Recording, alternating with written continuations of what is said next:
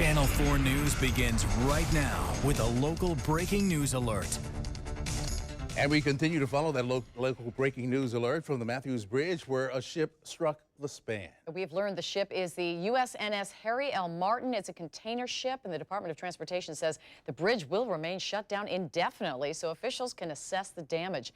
We have new video into our newsroom, and this is it. Jacksonville Fire Rescue took us out on the St. Johns River and got very close to the ship. You can see underneath the bridge there. And then we take a look at the ship as well, showing the lift ramp that hit part of the bridge, doing the damage that you're looking at right now. Tom Allen with the U.S. Coast Guard just spoke to Channel 4 about this incident. This afternoon, a military Sea Lift Command vessel coming down to North Florida Shipyard from the Blunt Island Command up in on Blunt Island actually was being escorted by 4 tugs and had a pilot on board, docking pilot, and it looks like it struck the bridge. It absolutely did strike the bridge, I guess. Well, you can actually absolutely see that damage. We have multiple crews covering this story. Traffic reporter Ashley Mitchum has ways for you to navigate around this traffic detour for the weekend. Tim Pulliam is looking at traffic near the bridge right now.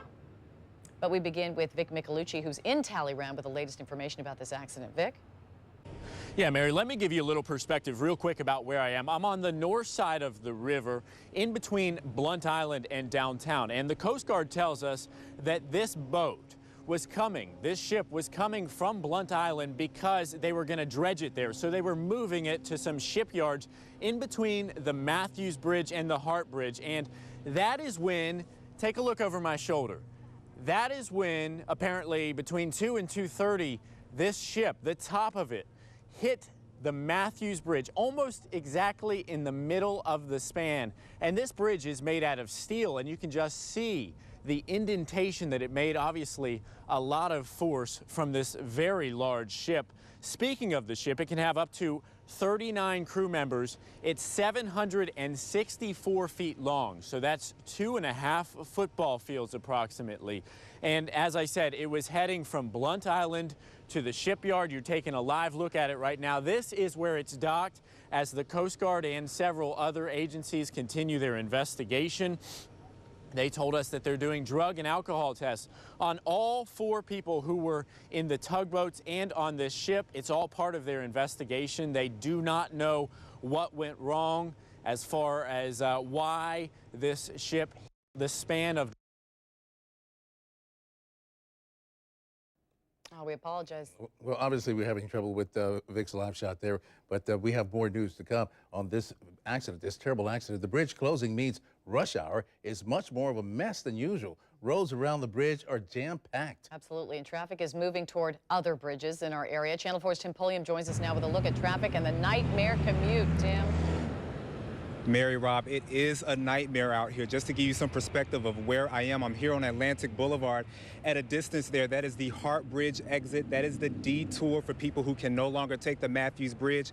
Now, people getting off the Hart Bridge, that is these folks over here. And you can see traffic is at a standstill as far as the eye can see, and it gets even worse in this direction. Take a look over here. You can see all of the red brake lights. It gets even worse a mile or 2 down the road. Now, on the other side of the road, those are people coming from Arlington getting onto the Hart Bridge. The traffic is not as bad, but it's going to get even worse as people get off work tonight.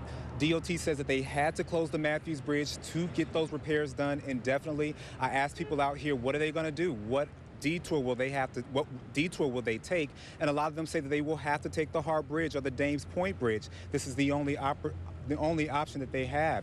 So this traffic is going to get even worse in the days and weeks to come. We're live tonight. Tim Pulliam, Channel 4, the local station. All right, thank you, Tim. But as Tim mentioned, the other bridges are now backing up because of this accident.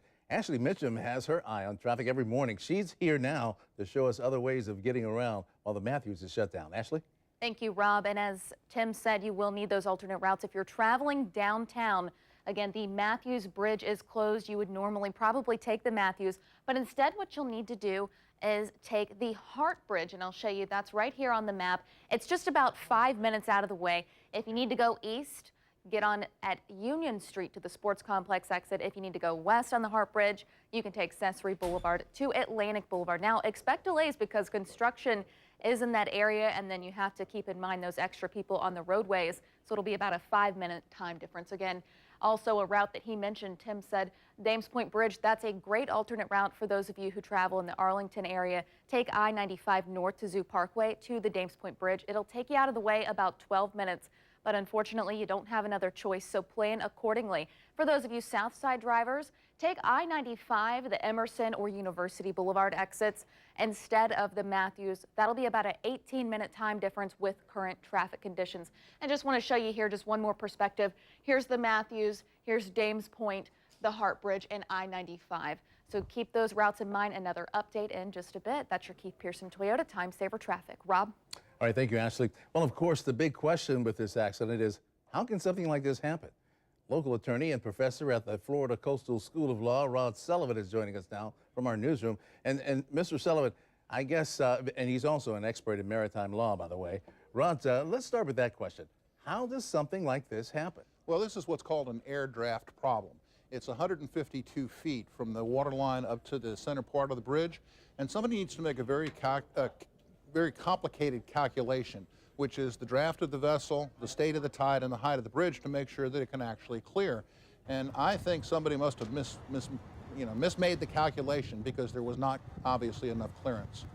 What about the tides and the current, I should say, in the St. Johns River? They could be pretty strong. They can be, but you know, this was a plan to move, and they actually came up the river at flood tide and arranged to arrive at North Florida shipyards right at slack water.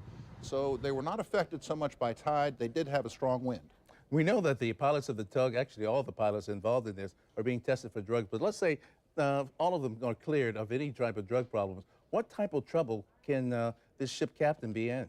Well, first of all, the vessel's under the control of the tugboats. There are 4 tugboats alongside, and there's a docking master from the tug company who's in charge of the operation. So the ship's officers themselves are not going to be in trouble.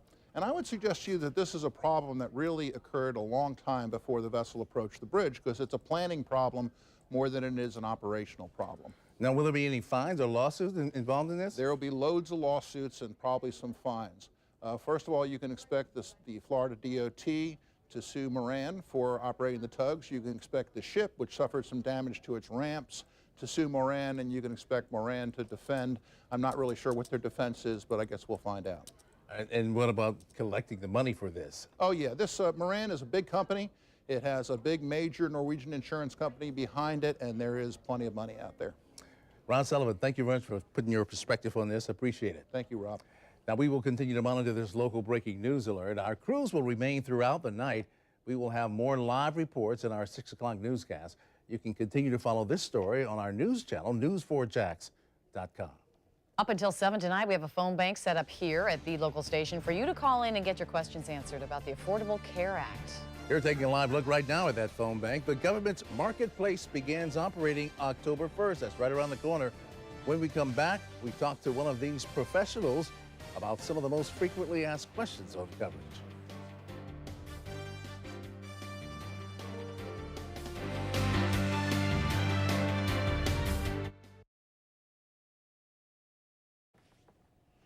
Wow, look at this live picture. This is the evening rush hour, usually kind of a nightmare, but nothing like this. This is all in reaction to the Mathews Bridge being closed indefinitely after a ship hit it this afternoon.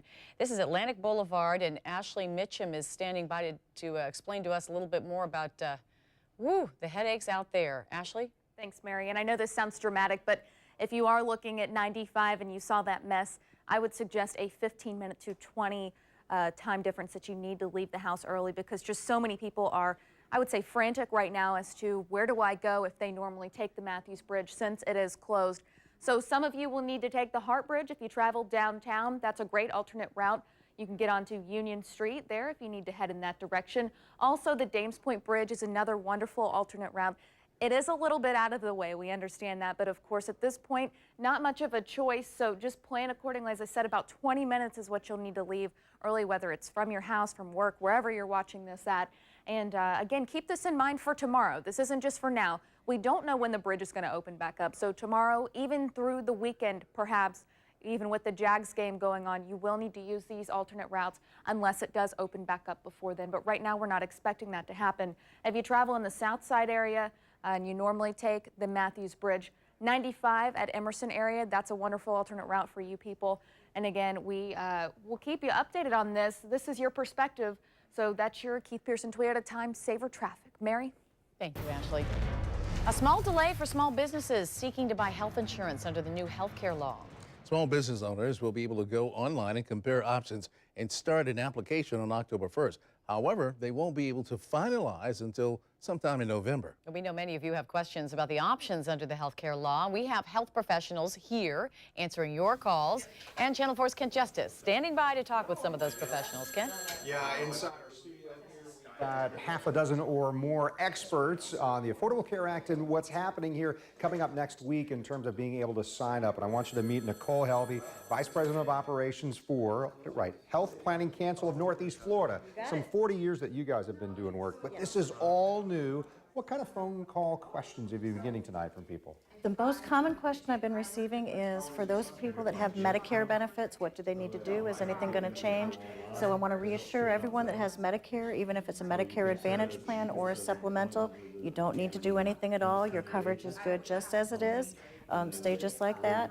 Some of the other questions I've been getting are folks that maybe have partial coverage or on COBRA coverage, and we're recommending for anyone in that situation to go ahead and check out the options. Visit healthcare.gov online, put in that very general information, and find out what other options might be available for them. Definitely if it's people on COBRA coverage, because I have a feeling they'll find something much more affordable. So we're showing you the phone number on where you can call tonight as well. We'll get that up as we're even visiting here. So you can call now. You heard a phone ring just a minute ago. You can get some of your questions answered. For most people, when it comes to Tuesday, when they get to sign up with the exchange and everything, they'll be able to do that without making a call. Yes. To you, but yes, you're available right now, and eventually the navigators will be available to answer these kind of questions, right? Absolutely, absolutely. We believe that most people will be able to go online to look at the application. It's a very simple 2-page application that they'll be able to fill out on their own, get the report back, and see what their options are and choose where to enroll. We are here to offer in-person assistance to anyone that feels more comfortable talking to someone face-to-face and having them walk through the process. We're going to be out in the community starting next week at various locations. We may be as close as your neighborhood Walgreens or your neighborhood YMCA. We have a separate website and a separate line set up that people can call us to find out where we're going to be. Nicole, last thing I know, just coming into our segment here, Rob and Mary were talking about there's some help for folks, small businesses who have got questions. Yes. Are those folks going to call now? Can they call here and get some of those questions answered? Absolutely, and they're going to look at the same place. Again, it's all on healthcare.gov. There's a separate tab for small business owners for what's called the SHOP. It's the Small Business Health Insurance Options Program. Yep, the SHOP is great. Everything's got an acronym. Right. But definitely they can give us a call and we can direct them to that information. All right, so we're directing you to the phone numbers where you can call right now and get some of those questions answered for you. You want to call in the 904-348-6022. And we've got a toll-free number for you as well. You can call 800-366-9598. We're here for you, trying to get your questions answered about the Affordable Care Act and just trying to help you out tonight. Rob, Mary? Thanks, Kent. A possible government shutdown is now just 4 days away. Senate negotiators agreed to speed up passage of a funding bill that would avoid a shutdown. House Republicans are inserting provisions that would undermine the health care law into a short-term spending measure. Leaders in the House and Senate are ramping up the rhetoric as the shutdown showdown looms. The American people don't want the president's health care bill, and they don't want the government to shut down. Republicans are listening. We passed a bill last week that would do just what the American people have asked. It's time for the Senate to listen and pass the bill that we sent over there. If they want to deal with all these many issues, let's do it without a gun to the head of the American people. The Treasury says it will hit the debt threshold October 17th. Tracking weather with an hour-by-hour forecast, Channel 4 is the weather authority. So, Yes, it's Any been improvement? Not really. No, not really. It's still overcast and breezy, but it's not actively raining over anybody in the area. The showers are offshore right now. As we see the winds shift a little bit more tomorrow and become more northeasterly, we could see some showers moving on shore. So some of those coastal showers could affect us, but in general, we're looking at improving weather. But afternoon highs, first taste of autumn, low 80s out there, and we've got mid-60s overnight tonight. It'll be nice and cool tomorrow morning. It's not quite cool enough to sleep with your windows open, but it does look like we're starting to get the first taste of fall. It does come with some breezy conditions, especially in coastal zones, and maybe a coastal shower. Even the 60s, I like that. We love to see the 60s pop onto the map. Yeah. Big improvement. Yes. Thank you, Rebecca. Well, time for the Wheel of Justice. Each week, we team up with the Jacksonville Sheriff's Office to help get wanted fugitives off the streets. Well, every Thursday on the morning show, we spin the wheel. This week's featured suspect is Jamil Tyson. He's wanted for a conspiracy to traffic cocaine. JSO says he's been arrested 14 times in his adult life. Well, today the wheel landed on Adrian Grisdor. He's wanted for fraudulent use of a credit card. We have all of the suspects on the wheel on our web channel, news4jax.com. Look under the Morning Show tab. Now, if you have any information on any of the suspects, you can call Crime Stoppers at 866-845-TIPS. We continue to follow a local breaking news alert at the Mathews Bridge. We have multiple crews on the ground continuing to monitor the situation. Once again, the bridge is closed until further notice because of this accident.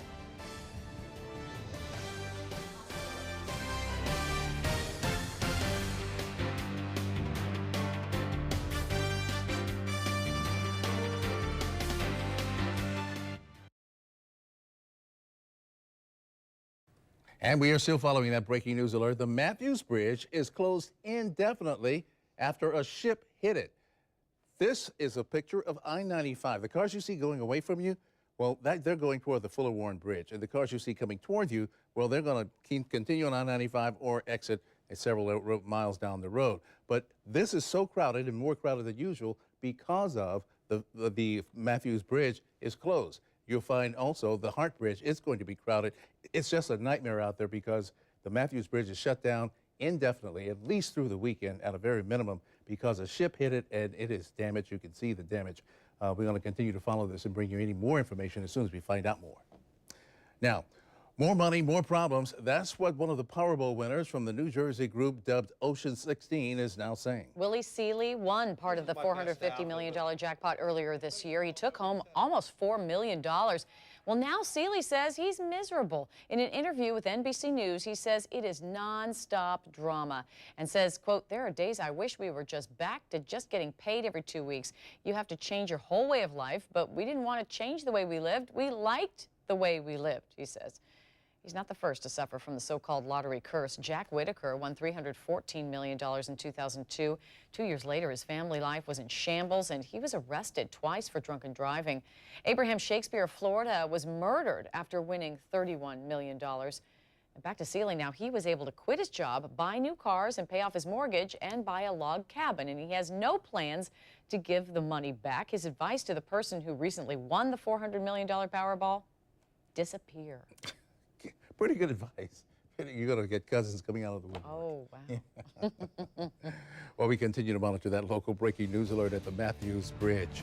Coming up at 6, we have more live reports on this as you look at the ship that actually hit the Mathews, struck the span, and caused the problem. It is now closed indefinitely. We'll be right back.